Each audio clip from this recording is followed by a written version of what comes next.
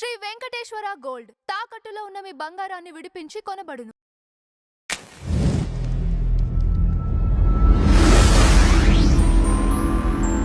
Sir నమస్కారం. శ్రీమాత్రే నమః. సార్ ఇప్పుడు కామన్గా ఫేస్ చేస్తుంది ప్రతి ఒక్కరు కూడా బద్ధకం. అవునండి. వర్క్ చేసే వాళ్ళు కూడా ఎక్కువసేపు నిద్రపోవటం, లేదంటే పనిని వాయిదా వేస్తూ వెళ్ళటం, తర్వాత చేద్దాం. ఈవెన్ ఇంట్లో ఉండే వాళ్ళు కూడా ఇంటి పనిని కూడా వాయిదా వేస్తూ ఉండటం, ఎక్కువసేపు పడుకోవటం, ఇవన్నీ దేనికి సూచనిస్తే అంటే గ్రహాల ప్రభావం ఏదైనా ఉంటుందా ఇట్లా ఉండేవారికి?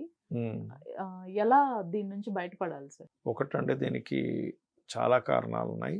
మేజర్ కారణాలు చెప్తాను. ఓకే. ఒక డ్రౌజీనెస్గా ఉండడం, ఒక రకమైన బద్ధకంగా ఉండడానికి మెయిన్ కారణం ఎక్కువసేపు ఫోన్ చూడడం కూడా. అధిక ఒక 10 నిమిషాలు 5 నిమిషాలు చూసాము, ఏదో ఒక మనకు కామెడీ పెట్టి కొంచెం రిలీఫ్ కోసం చూసాము, 10 నిమిషాలు 15 నిమిషాలు. నేను అందుకే చెప్తుంటాను చాలామందికి, ఏమంటే మీరు ఫోన్ చేతితో పట్టుకొని ఏదైనా అంటే మీరు ఫోన్ మాట్లాడడం, ఇప్పుడు నా ఇది వేరు, నేను చూస్తూ జాతకం చెప్పాలి, అందులో ఈజీగా ఉంటుంది క్యారీ చేయడానికి అన్నట్టు ఫోన్లో సాఫ్ట్వేర్ ఉంటుంది. కోసం వేరు, టైం పాస్ కోసం వేరు. నువ్వు టైం పాస్ చేస్తూ అలా ఉండిపోయినప్పుడు ఏమవుతుందంటే మన బాడీలో ప్రతి పార్ట్ అలా కదలకుండా అలాగే ఉంచేస్తే అది ఒక రకమైనటువంటి దీన్ని క్రియేట్ చేస్తూ ఉంటుంది. ఇప్పుడు ఎక్సర్సైజ్ చేయడం మంచిదా, మనిషి అలాగే కూర్చోవడం మంచిదా అంటే ఏం చెప్తాం? ఎక్సర్సైజ్ చేయడమే ఆరోగ్యం. వ్యాయామం చేయడం ఆరోగ్యం అంటాం, కానీ అలాగే కూర్చోవడం ఆరోగ్యం అన్నాం కదా. అలాగే ఏమవుతుందంటే మన బాడీ మొత్తం అంతే అలాగే ఉండి కొంతసేపు ఉంటూ ఓన్లీ కళ్ళకి మాత్రమే ఆ యొక్క వెలుతురుని ఇచ్చేసేటప్పుడు ఎక్కువసేపు కనుక గంటల తరబడి కనుక ఎప్పుడైతే ఉంటారో, 10 నిమిషాలు 20 నిమిషాలు అరగంట ఓకే ఫైన్, మరీ గంటలు ఉంటారో వాళ్ళకి ఇబ్బంది అనేటువంటిది దారితీస్తుంది. ఈ బద్ధకం, బాడీ మొత్తం పొద్దున్నే లేవలేని పరిస్థితి, ఎప్పుడో మధ్యాహ్నం నిద్ర లేవడం, లేచినా సరే అన్ఈజీగా ఉండడానికి కారణం ముఖ్యంగా ఫోన్. ఓకే. కొన్ని ఇళ్లలో అయితే ఎలాంటి కండిషన్స్ పెట్టుకున్నారంటే, అన్నం తింటున్నాము, ఒక బ్యాగ్ ఉంటుంది, బ్యాగ్లో వేసేసేయాలి ఫోన్. అందరూ అన్నం తినేటప్పుడు తిండి మీదే ధ్యాస లేదు, అందరం కలిసి కూర్చొని మాట్లాడుకుంటున్నాం, ఫోన్లోనే తీసుకెళ్ళి బ్యాగ్లో పడేసండి, వచ్చి కూర్చొని మాట్లాడుకుందాం 10 నిమిషాలు. ఈ సిస్టమ్ మనం ప్రతి ఇంట్లో కూడా అలవాటు చేసుకోవాలి, ఒకటి. ఇక రెండవది గ్రహస్థితి గురించి మాట్లాడుకుందాం మనం.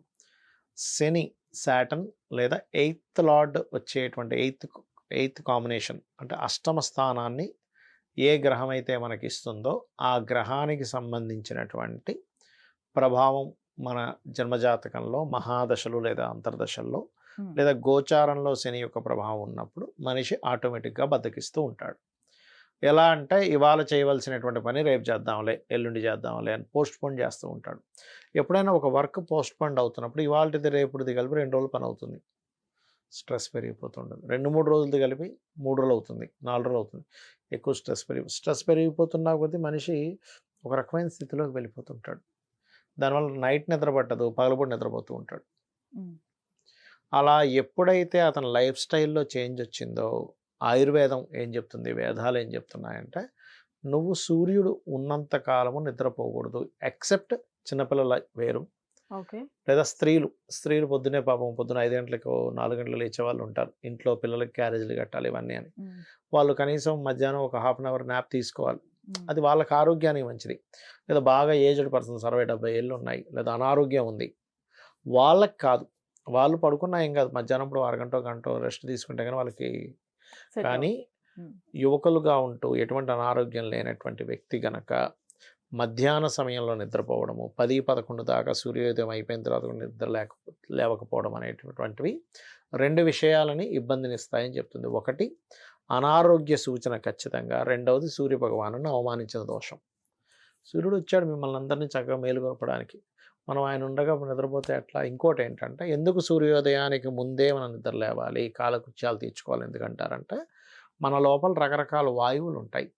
కొన్ని వాయువులు సూర్యోదయానికి ముందు మీరు బాత్రూమ్కి వెళ్ళినప్పుడే బయటికి వెళ్ళిపోతాయి. సూర్యుడు కనుక ఉదయించిన తర్వాత బయటికి వెళ్ళదు. ఎప్పుడైతే ఆ వాయువు బయటికి వెళ్ళలేదో మీకు అది లోపలే ఉండిపోతే అనారోగ్యానికి సూచన. ఆ వాయువు బయటికి సూర్యోదయానికి ముందే బయటికి వెళ్తుంది అది. ఓకే, అందుకని మన ఆయుర్వేదంలో, బాబు నువ్వు సూర్యోదయానికి ముందే నువ్వు నిద్రలేవు, కాలకృత్యాలు తీర్చుకో, స్నానం చేసుకో, పూజ చేసుకో. ఉదయం సూర్యుడు లేచేటప్పుడు మనం ప్రచోదయ గాయత్రి మంత్రం చదువుతాం, మన బుద్ధి ప్రచోదితం అవ్వాలి.